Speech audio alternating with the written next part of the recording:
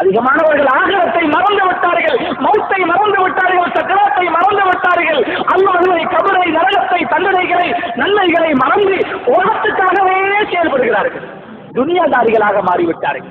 வியாபாரம் தான் என்னுடைய நோக்கம், உலகத்தை அடைவதுதான் என்னுடைய நோக்கம், உலகத்தில் பேரையும் புகழையும் அடைவதுதான் என்னுடைய நோக்கம் என்று சிலர்கள் உலகத்துக்காகவே ஆகிவிட்டார்கள். அல்லாஹ் அந்த வாழ்க்கையை விட்டு எங்களை பாதுகாக்கும். நபி ஸல்லல்லாஹு அலைஹி வஸல்லம் அவர்கள் ஆயிஷா ரலியல்லாஹு அன்ஹா அவங்களோட மடியில் ஒரு நாள் படுத்து கொண்டிருக்கிறார். ஆயிஷா ரலியல்லாஹு அன்ஹா மடியில தலையை வச்சு படுத்து கொண்டிருக்கிற நபி ஸல்லல்லாஹு அலைஹி வஸல்லம் அவர்களுடைய தாடி முடிகளை பார்க்கிறார்கள். சில முடிகள் நரைச்சிட்டு பழுத்துட்டு. இதை கண்டு ஆயிஷா ரலியல்லாஹு அவங்களுக்கு ஒரு கவலை வந்துருச்சு. ஆஹா, ரசூலுல்லாஹ் ஸல்லல்லாஹு அலைஹி வஸல்லம் அவர்களுக்கு வயசு போய்விட்டது, முடிகளும் நரைத்து விட்டது, அவசரமாக சீக்கிரமாக எங்களை விட்டு போயிடுவாங்களே என்கிற கவலை வந்து தன்னை அறியாமல் அழுது கொண்டிருக்கிறார். கண்ணீர் வடியுது. இந்த கண்ணீர் மடியிலே படுத்து கிடந்த நன்றாக தூக்கத்தில் ஆழ்ந்திருந்த நபி ஸல்லல்லாஹு அலைஹி வஸல்லம் அவரோட முகத்துல விழுந்துட்டு முடிச்சுட்டான். ஏன் ஆயிஷா அழுகிறீங்க? இல்ல யா ரசூலல்லாஹ், உங்களோட தாடி முடிகளை பார்த்தேன், தலை முடிகளை பார்த்தேன், பழுத்திருக்குது, நரைச்சிருக்குது, நீங்க உலகத்தை விட்டு போயிருவீங்கிற கவலையில் நான் அழுது கொண்டிருக்கிறேன் யா ரசூலல்லாஹ் என்று ஆயிஷா ரலியல்லாஹு அவர்கள் சொன்னார். நபி ஸல்லல்லாஹு அலைஹி வஸல்லம் அவர்கள், ஆயிஷாவே, ஒரு மனிதன் உலகத்தை விட்டு பிரிஞ்சிட்டா, மௌத் ஆகிட்டா, அவனுக்கு அந்த மையத்துக்கு மிகவும் கஷ்டமான கவலையான நேரம் எது என்று கேட்டார். ஒரு கேள்வியை கேட்டாங்க மனைவி. ஆயிஷா ரலியல்லாஹு அவர்கள் சொன்னார்கள், யா ரசூலல்லாஹ், ஒரு மனிதன் மௌத்தாகிட்டா அந்த மையத்துக்கு மிச்சம் கஷ்டமான நேரம் மையத்தை வீட்டுல இருந்து வெளியெடுத்துட்டு போற நேரம் இல்லை. நபி ஸல்லல்லாஹு அலைஹி வஸல்லம், இல்ல, வேறொன்று சொல்லுங்களேன். யா ரசூலல்லாஹ், ஒரு மனிதன் மரணித்து விட்டால் அந்த மையத்துக்கு மிச்சமும் கஷ்டமான நேரம் எது தெரியுமா? கபர்ல அவரை கொண்டு தனிமையில் அடக்கிட்டு திரும்பி வாரோமே, இந்த நேரம் தான் மையத்துக்கு கவலைப்பட போகுது என்று சொன்னதற்கு நபி ஸல்லல்லாஹு அலைஹி வஸல்லம் அவர்கள் சொன்னார்கள், இல்லை ஆயிஷா, இல்ல. ஆயிஷா ரலியல்லாஹு யா ரசூலல்லாஹ், எனக்கு நான் தெரியா, நீங்களே சொல்லித்தாங்க. நபி ஸல்லல்லாஹு அலைஹி வஸல்லம் அவர்கள் சொன்னார்கள், ஆயிஷா, ஒரு மனிதன் மௌத்தாகி விட்டால், மரணித்து விட்டால், அந்த மனிதனுடைய உடம்பிலிருந்து அவனுடைய உயிர்கள் பறித்தெடுக்கப்படுகிறது. அந்த உயிர்கள் உடம்பிலிருந்தும் நரம்பிலிருந்தும் எலும்புகளிலிருந்தும் பறித்து எடுக்கப்படும் அந்த வேகத்திலே அந்த உடம்பு புல்லா போய்விடுகிறது. எந்த ஒரு மையத்தும் அந்த காட்சியை தாங்க மாட்டார்கள். ஒரு மனிதன் மரணித்து விட்டால் உடனே என்ன செய்கிறார்கள்? வீட்டில் உள்ளவர்கள் வருகிறார்கள், அடி கழுவ வேண்டும், குளிப்பாட்ட வேண்டும் என்றதுக்காக வருகிறார்கள். அந்த மையத்தை உடுத்திருந்த சட்டையை, சாரத்தை, உடுப்புகளை கலட்டுகிறார்கள்.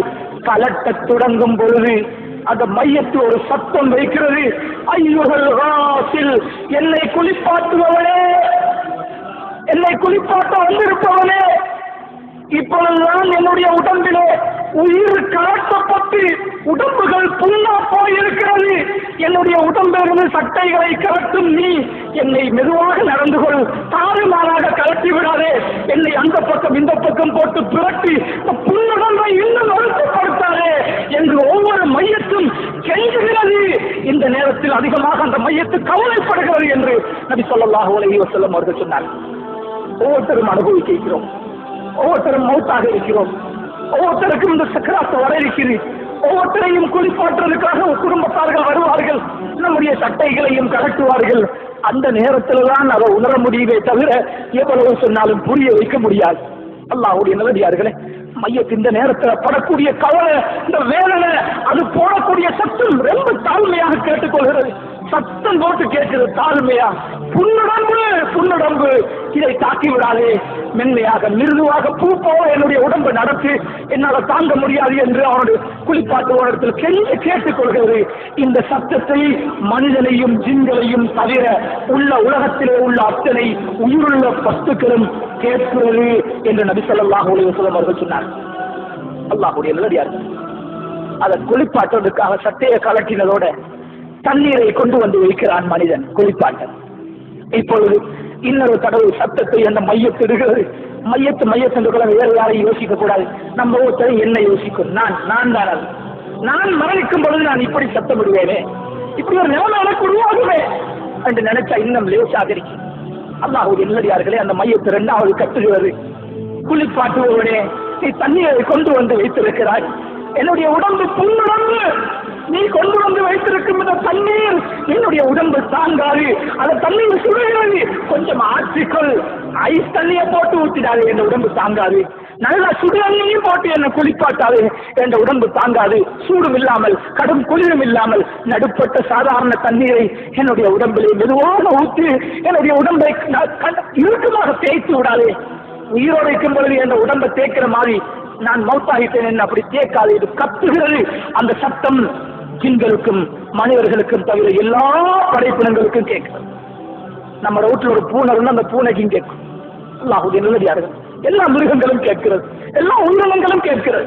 பிறகு இந்த மனிதனை குளிப்பாட்டி விட்டு கஃனிட தொடங்கும் பொழுது இந்த மையத்தை சொல்லுகிறது, கஃனிடுவதற்காக என்னை கொஞ்சம் தூக்குவீர்கள், கவனமாக என்னை தூக்குங்கள், என்னை கண்டனோடு என்னை புலங்காதீர்கள், கண்டனோடு என்னை பிறக்காதீர்கள், ஏற்கனவே வருத்தத்தில் நொந்து போயிருக்கிறேன், என்னை கவனமாக மிருதுவாக கண்ணியமாக நடத்துங்கள் என்று கெஞ்சி கெஞ்சி கேட்டுக்கொள்கிறார்.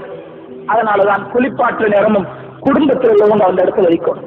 குடும்பத்தில் உள்ளவங்க மையத்துடைய வேலைகளை செய்யணும், ரொம்ப கண்ணியமாக நடந்து கொள்வாங்க. புரட்சி மனுஷனுக்கு இதெல்லாம் விளங்காது. அவருடைய வேலையை முடிக்க அவர் அவசரமா செயல்படுவார். அது மையத்துக்கு வருத்தமாகவும் அமையலாம். அல்லாஹ்வுடைய நல்லடியார்களே, கஃனிடும் பொழுது அந்த கஃனை செய்து முடிக்கும் பொழுது சொல்லுகிறது, என்னுடைய கஃனை மூடும் பொழுது முதலாவது முகத்து பக்கத்தை கட்டிடாதீங்க, முதலாவது என்னுடைய கால்களை மூடிவிடுங்கள், இரண்டாவது இடுப்பை மூடுங்கள், என் முகத்தை கடைசியா மூடுங்க, கடைசியா முகத்தை மூடுங்க.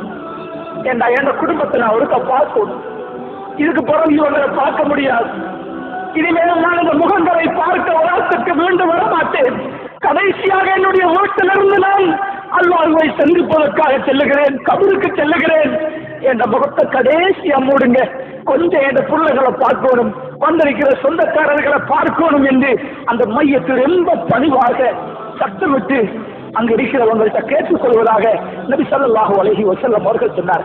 அல்லாஹ்வுடைய நல்லடியார்களே, இந்த உலகம் சிறுசி, இதுல இன்பங்கள் சிறுசி, இதை கண்டு நாங்க ஏமாந்து தீக்கிறோம். ஒரு பெரிய வாழ்க்கை எங்களுக்கு பின்னாலே, மௌத்துக்கு பின்னாலே ஒரு நீண்ட ஹதீஸ், ஒரு சில விஷயங்களை ஞாபகத்திலே வைத்து. ஆகவே அல்லாஹ்வுடைய நல்லடியார்களே, இரவில் தூங்குகிறோம், அன்புள்ள மனைவி பக்கத்திலே தூங்குகிறார், காலையில் இவளை சந்திக்கலாம் என்கிறதுக்கு என்ன உத்தரவாதம்? என்ற பிள்ளைகள் பக்கத்தில் இருக்கிறார், நான் இல்லாமல் ஏறாது என்று சொல்லிக் கொண்டிருக்கிறோம். அடுத்த நிமிடம் எனக்கு மரணம் வந்து விட்டால் என் பிள்ளைகளுடைய செய்தி என்ன, என் தாய் தகப்பனுடைய செய்தி என்ன? என்னை பெற்றவர்கள் இப்பொழுது கபரில் இருக்கிறார்கள், கூட பிறந்தவர்கள் கபரில் இருக்கிறார்கள். இந்த நிமிடம் என்று வெள்ளிக்கிழமை இந்த நேரத்தில் அவர்களுடைய கபரிலே அவர்களுக்கு என்ன நடந்து கொண்டிருக்கிறது, என்ன நடக்கிறது? சிந்தித்து பாருங்கள் சகோதரர்கள், என்ன நடக்கிறது? சொர்க்கத்தில் இருக்கிறார்களா? நரக படுகொலையில் இருக்கிறார்களா? அவர்களுடைய நன்மையின் காரணமாக கபரில் இருந்து உயர்த்தப்பட்டு சுவர்க்கத்துக்கு சென்று விட்டார்களா? அல்லது அவர்களுடைய பாவத்தின் காரணமாக அந்த இருட்டறையிலே நொறுக்கப்பட்டு அல்லாஹ்வுடைய தண்டனைக்கு உட்பட்டு விட்டார்களா? யாருக்கு தெரியும்? இதே நிலைதான் நமக்கும் வரப்போகிறது. ஆகவே உலகத்துல எங்க போனாலும், எந்த நாட்டுக்கு போனாலும் மௌத்த மறந்து மட்டும் வாழக்கூடாது. மௌத்த அடிக்கடி நினைக்கிறது அமல் செய்யறதுக்கு லேசி, தொழுகிறதுக்கு லேசி, திக்ர் செய்யறது லேசி. மௌத்தை நினைக்கிறவன் அமல் லேசி, திக்ர் லேசி, குர்ஆன் ஓதுறது லேசி, குடும்பத்தை தீனுடைய அடிப்படையிலே இஸ்லாமிய அடிப்படையிலே வழிநடத்துறது லேசி, வியாபாரம் செய்யறது லேசி, ஹலாலாக நடந்து கொள்றது லேசி, ஹராத்திலிருந்து தவிர்த்து கொள்றது லேசி, மௌத்தை முன்வைத்து வாழும் பொழுது.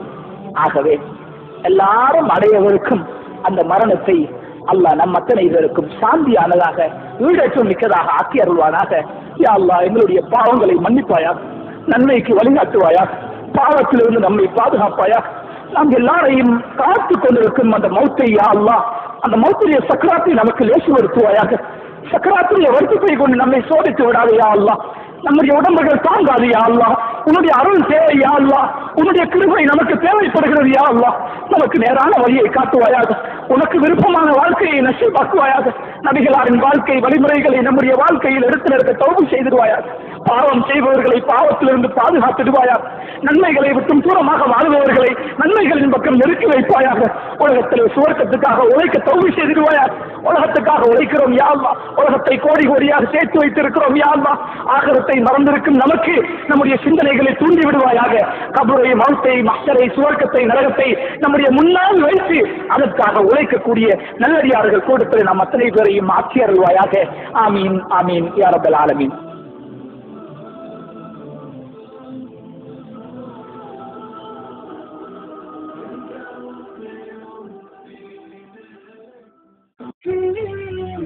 نور الهداية زار صدري هو مبتدأ أنسي وعمري فعزمت للرحمن أمري وعلى خطاها مشيت يا نفحة